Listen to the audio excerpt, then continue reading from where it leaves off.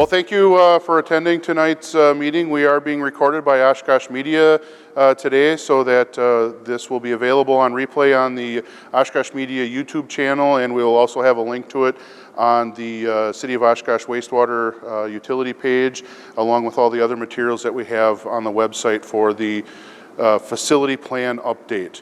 And with that, I will turn it over to Linda Moore from Jacobs Engineering. She will be giving our presentation for us tonight. Thank you. Thank you, Linda. Thank you. Welcome, everyone. My presentation this evening is about 20-25 minutes long. It's going to be more on the technical side, but I try to, along the way, explain technical terms and acronyms. So let's start at the very beginning, as they say. A facilities plan, a wastewater utility facilities plan, is a resource that is not unlike a city comprehensive plan that involves evaluation of the existing utility, consideration of what needs will be of the utility in the future, and what sort of changes or improvements need to be made to maintain high quality wastewater service in years to come. This evening, I'm going to present some background information on the wastewater utility, describe the approach that the city took in developing the facilities plan, what some of the major findings were and recommendations coming from the facilities plan, consideration of impacts of recommended improvements from the plan, and then, of course, open things up for questions or comments here as part of the planning process public outreach. The wastewater utility's mission is that of protecting public health and the environment through cost-effective operation and maintenance of the wastewater collection and treatment system. The city prepared this facilities plan to support this mission. The city of Oshkosh has a sewer service area that's delineated by the East Central Wisconsin Regional Planning Commission. The map on this slide shows a magenta pink outline that delineates the current and out to year 2030 planned sewer service area. This area is about 27,000 acres and encompasses the entire city and portions of surrounding towns and adjacent sanitary districts. For example, the Algoma Sanitary District is shown in blue, and the Black Wolf Sanitary District is shown in orange. Another line on this map is the black outer boundary that was also delineated by the Regional Planning Commission. And this is outlining the potential service area that the city could serve by the year 2050. And this information, along with approved land use plans in this area and approved population projections in this area, form the foundation of criteria that we use to project potential future conditions or potential future challenges that the wastewater utility will need to meet. Currently, over 90% of the wastewater flow in the system is from the city of Oshkosh, and less than 10% is from areas outside the city. The Oshkosh Wastewater Utility has several key major assets. First, there's one central wastewater treatment plant that's been in service since the 1930s and underwent major upgrades and changes in the 1970s and the 1990s. There are 13 wastewater collection system pump stations. These are delineated on the map on this slide by black solid triangles.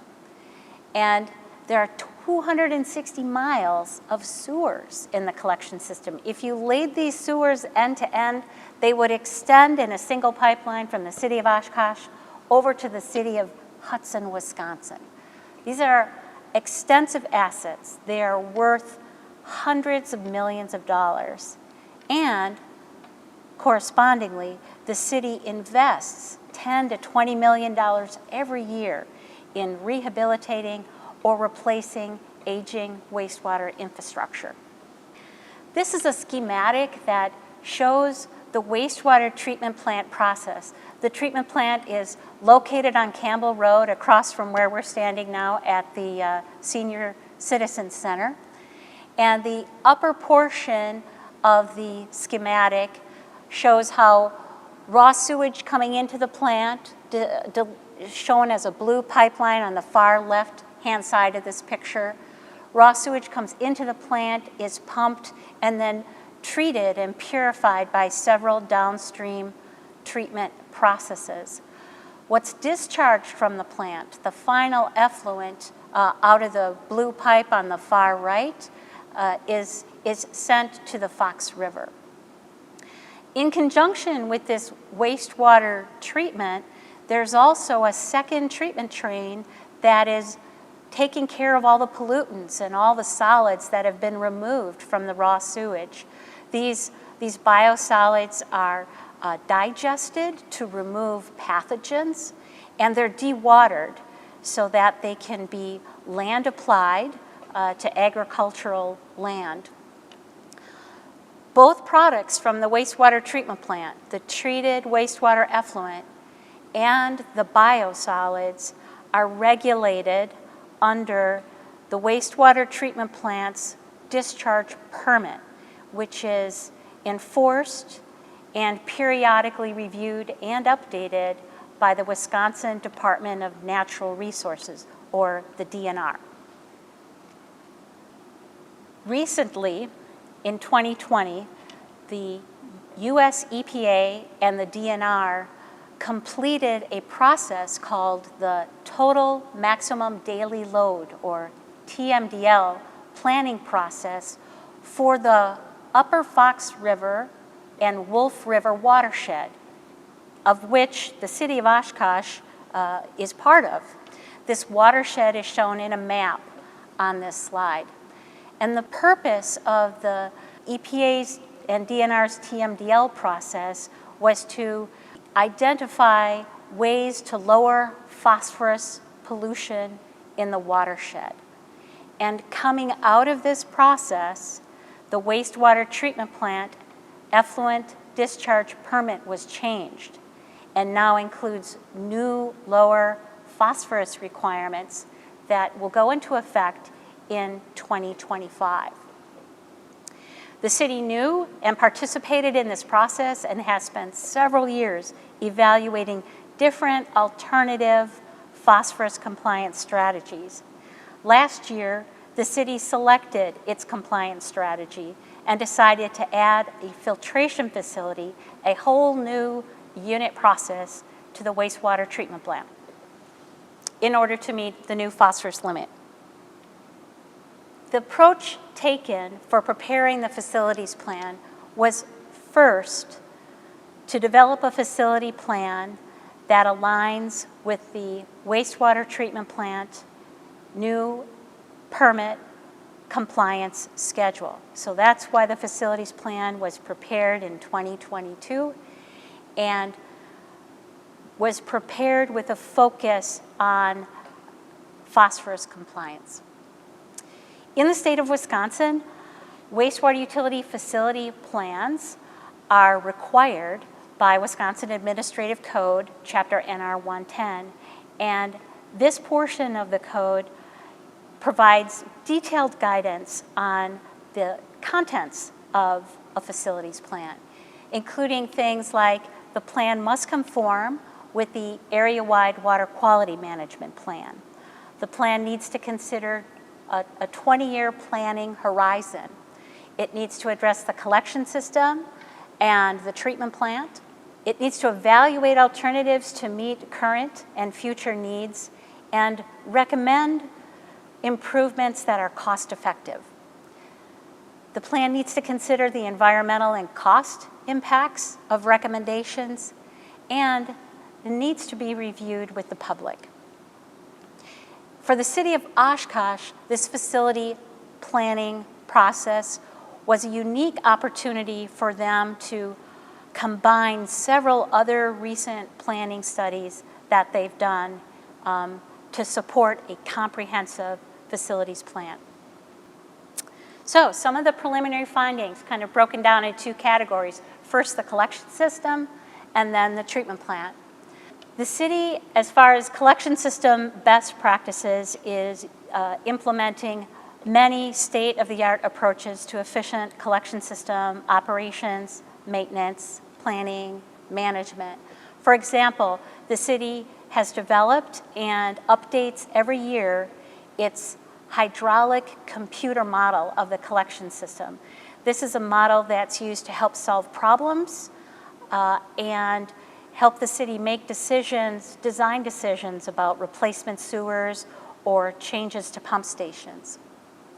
The city has developed and implemented an effective industrial pretreatment wastewater program such that their effluent limits for different categorical pollutants are always met or exceeded, meaning they exceed the target performance in terms of plant operation.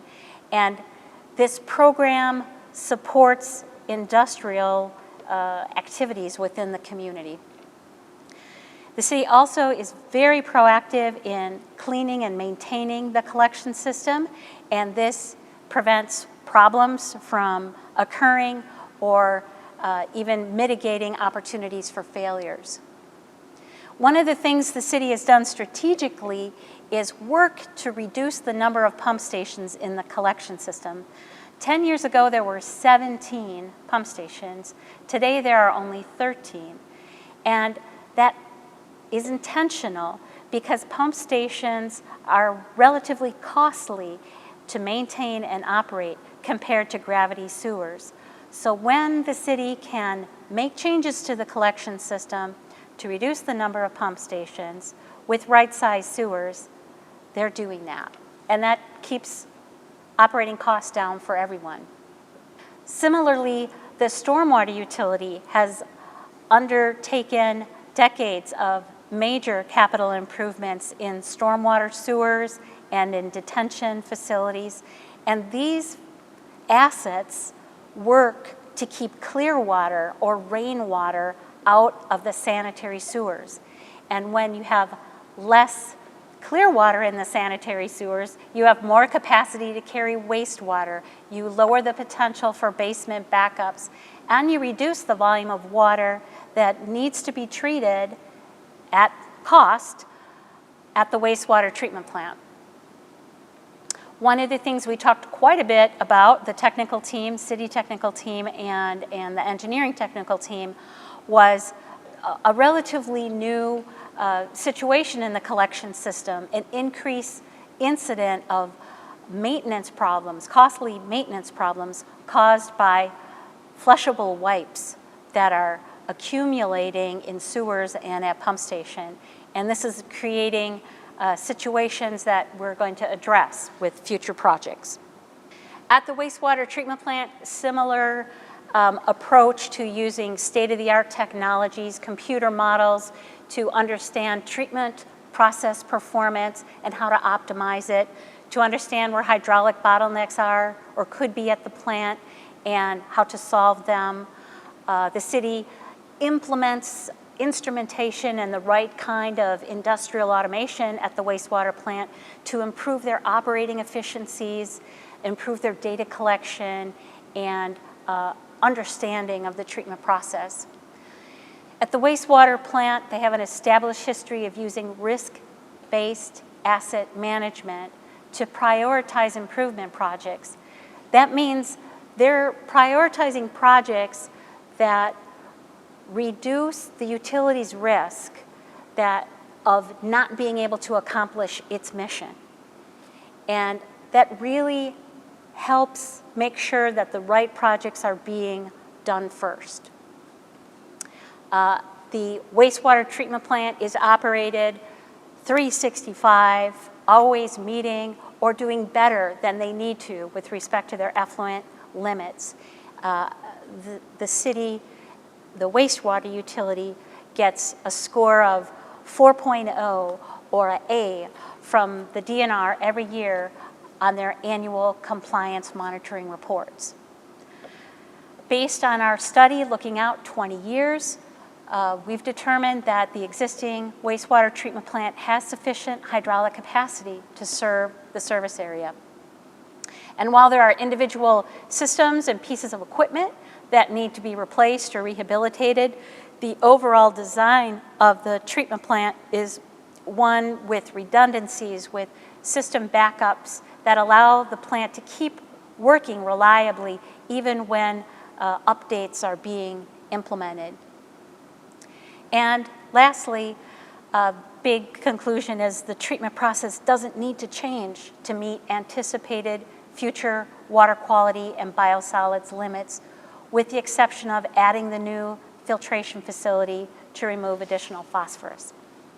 So when the city selected filtration as their phosphorus compliance strategy, they took it another step and studied alternative filter technologies. They piloted these technologies and found that cloth disc filtration provided the highest quality effluent, performed the most reliably even under heavy loading conditions, that cloth filter manufacturers were relatively competitive, equal in their capital, their initial equipment cost, and their operation and maintenance costs, or the costs over the life cycle of the filter equipment.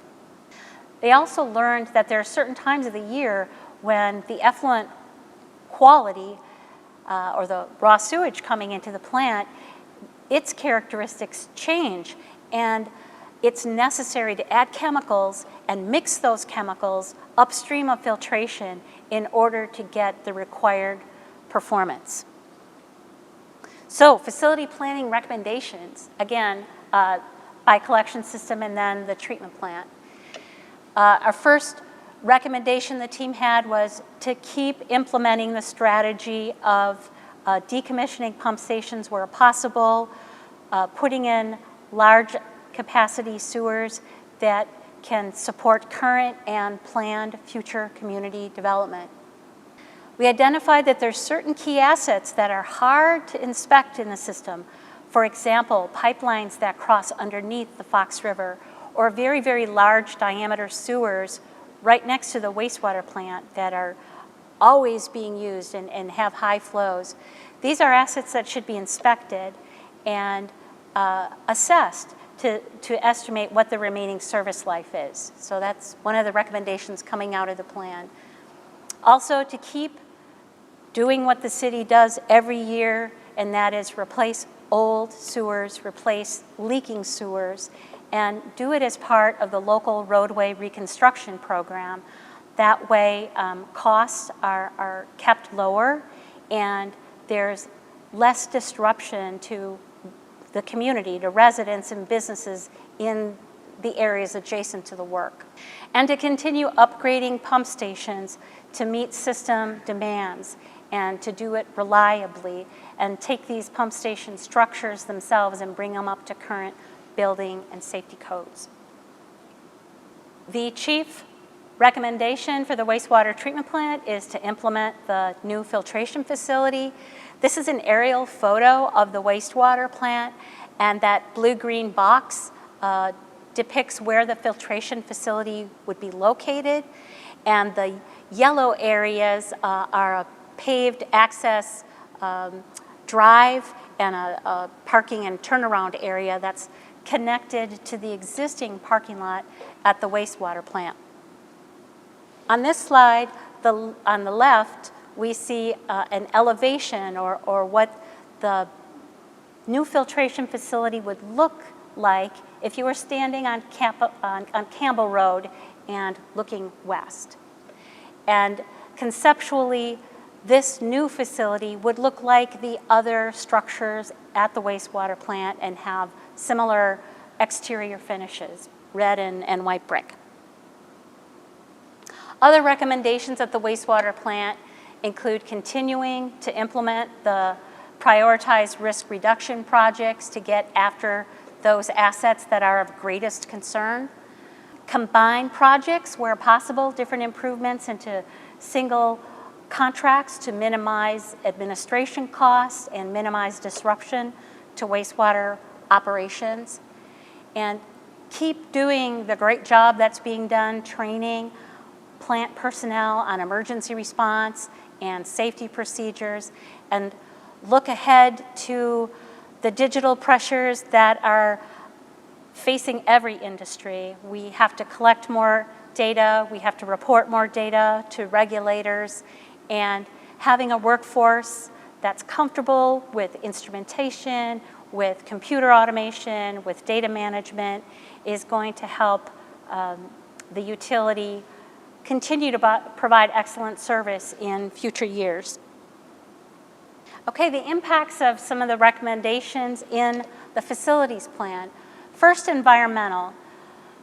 Foremost environmental impact is that by adding the filtration facility, more pollution will be removed from the effluent. So less pollution, less phosphorus, less total suspended solids will be discharged to the Fox River.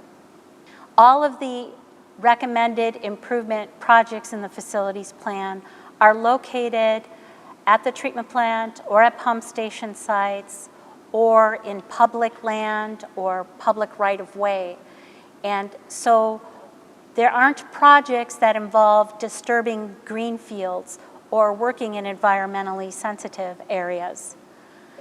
However, during final design, it is standard practice in the state of Wisconsin to review your specific project site as part of final design and any adjacent areas that might be impacted by construction, traffic, or activities, and determine by reviewing the DNR's databases whether there are any environmental resources like endangered and threatened species or any cultural resources like archaeological and historic resources at or in the vicinity of the site.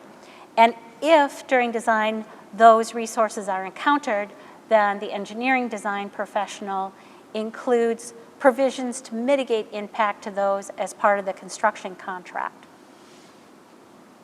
Impacts of the facilities plan recommendations are include financial impacts. What does this mean to the community and to wastewater users, ratepayers? The 2042 facilities plan identifies nearly $250 million of capital projects that could potentially be implemented in the next 20 years. The single largest one of these projects is the new filtration facility. The projects, as they are today for the sewer utility, would continue to be funded by a combination of cash on hand and debt. And the debt would be in the form of sewer revenue bonds and the state of Wisconsin's Clean Water Fund program, either low interest loans under that program or grants. On this slide, you see a table of the potential impact on the average residential monthly bill. This projection was prepared by the city's financial consultant and rate analyst, a company called Ehlers and Associates. And if we could uniformly spread all of these utility costs at the same rate across all 20 years, the average annual rate would be about 4.3%. However, that's not how its anticipated rate increases will be implemented, primarily because the filtration facility needs to be implemented within the first 3 to 4 years of this planning period.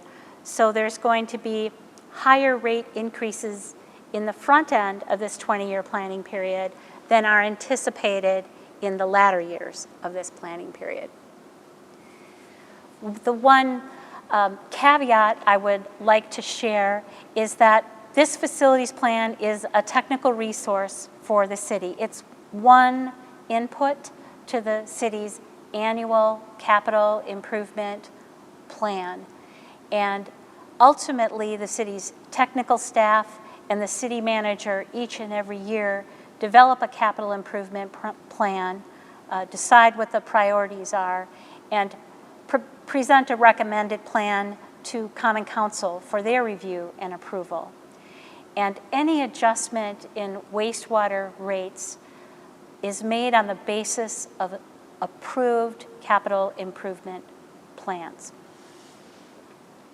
And now we're going to wrap things up here, just letting everyone know that in addition to this informational meeting, the facilities plan is available to review in its entirety, over 800 pages, posted on the city's website.